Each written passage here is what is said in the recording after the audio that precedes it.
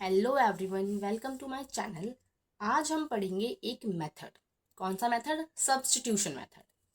सो जो आपकी pair of linear equation in two variable है, यानी कि हमारे पास दो इक्वेशंस है, वो दोनों ही इक्वेशंस क्या हैं? दो वेरिएबल्स में। कितने वेरिएबल्स में है? दो वेरिएबल्स में। उनका सॉल्यूशन कैसे निकालते हैं? तो देखो, इस तरीके की जो इक्वेशंस होती हैं आपकी, उनका सॉल्यूशन निकालने के लिए हमारे पास दो मेथड होते हैं। एक होता है आपका ग्राफिकल मेथड, एक होता है आपका एल्जेब्रिक मेथड।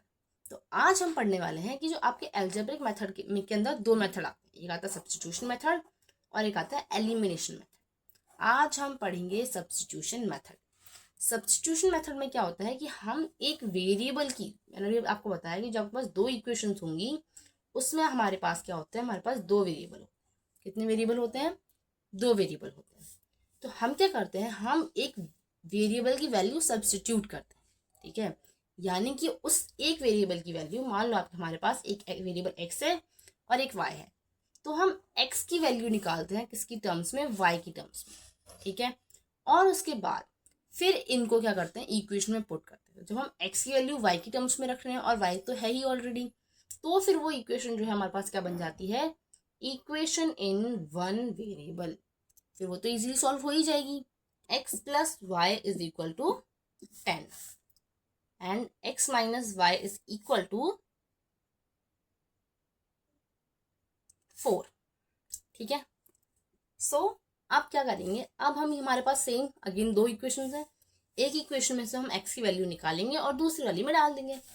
इस बार हमने ये वाली इक्वेशन चूज करी।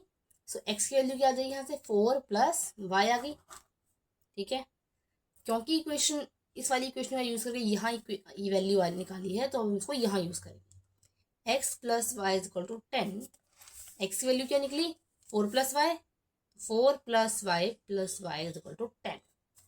ये क्या हो जाएगा? अब ये हो गया आपका 2y plus 4 is equal to 10 y. 2y क्या हो जाएगा? 10 माइनस 4। और 10 माइनस 4 कितना होता है? 10 माइनस 4 होता है 6। तो y की वैल्यू आपके पास क्या आ जाएगी? 6/2। ठीक है, 6/2, 2 3 जा 6, तो y की वैल्यू क्या होगी? y की वैल्यू होगी 3। अब हम इसको इस x की वैल्यू में पुट करेंगे। ठीक है, तो x is equal to 4 plus y है। x की वैल्यू 4 प्लस वाई की वैल्यू 3, तो आपके पास x की वैल्यू क्या आ गई? आपके पास x की वैल्यू 7 आ गई। ठीक है, मेरे पास x की वैल्यू भी आएगी, y की वैल्यू भी आ गई। अब ये होता है आपका सब्स्टिट्यूशन मेथड। क्या होता है सब्स्टिट्यूशन मेथड? हमारे पास दो इक्वेशन होती हैं, हम दोनों में से किसी भी एक इक्वेशन का यूज करके एक वेरिएबल की वैल्यू निकाल लेते हैं। ठीक है, एक वेरिएबल को हम दूसरे वेरिएबल के टर्म्स में निकाल लिया। अब इस वेरिएबल को हम दूसरी इक्वेशन में पुट कर देते हैं। इस वेरिएबल की जो वैल्यू निकली उसको दूसरी इक्वेशन में डालेंगे। जब दूसरी इक्वेशन में डालेंगे तो दूसरी इक्वेशन में क्या है? दो वेरिएबल है। एक वेरिएबल ये ऑलरेडी है और एक्स को हमने वाई की टर्म्स में ही निकाला है। तो फिर ये आपकी इक्वेशन क्या बन जाती है? Equation in one variable. और ये इजीली सॉल्व होकर आपके पास वाई की वैल्यू आ गई।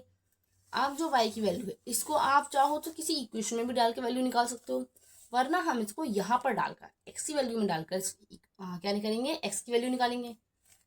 अब मेरे पास x की वैल्यू भी है, y की वैल्यू भी। अब हम क्या करेंगे? अब हम इसको क्रॉस चेक करेंगे। क्रॉस चेक बोल सकते हो आप इसको, हम वेरीफाई करके देखेंगे कि भाई सही है या नहीं है। तो हम कोई भी इक्वेशन उठाते हैं, मान लो मैंने उठाई x plus y equal to 10।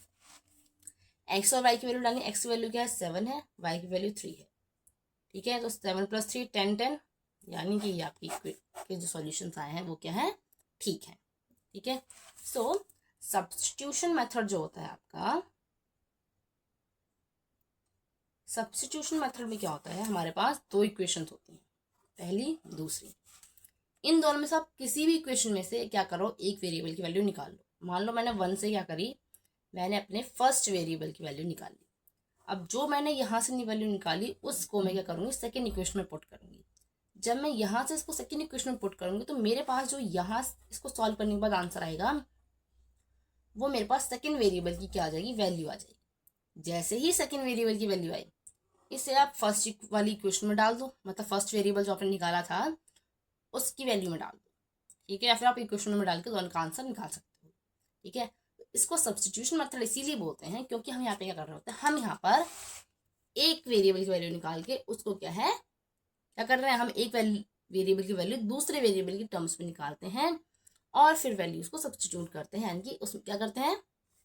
Value निकाल के इक्वेशन में पुट करते हैं। ओके, सो आई होप आपको ये मेथड समझ में आया होगा। अगर आपको कोई भी डाउट है तो आप मुझसे कमेंट्स में पूछ सकते हैं, और इस मेथड को जितना हो सके उतना ज़्यादा प्रैक्टिस करिए, तभी आपको और अच्छे से क्या है ये आ जाएगा। इसमें कुछ मुश्किल नहीं है, दो इक्वेशन से एक इक्वेशन से एक वेरिएबल की वैल्यू निकाल लो, उस वेरिएबल की वैल्यू को दूसरी इक्वेशन में डाल दो, फिर सॉल्यूशन निकालना है, और फिर उसके बाद दोनों को एक इक्वेशन में रख के क्या करना है, वेरीफाई करना है। ठीक है, सो आई होप आपको सारी चीज़ें समझ में आई होंगी। अगर कहीं पे कोई डाउट है तो आप कमेंट्स में पूछ सकते हैं।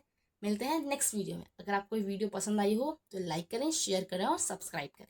Thank you, thanks for watching.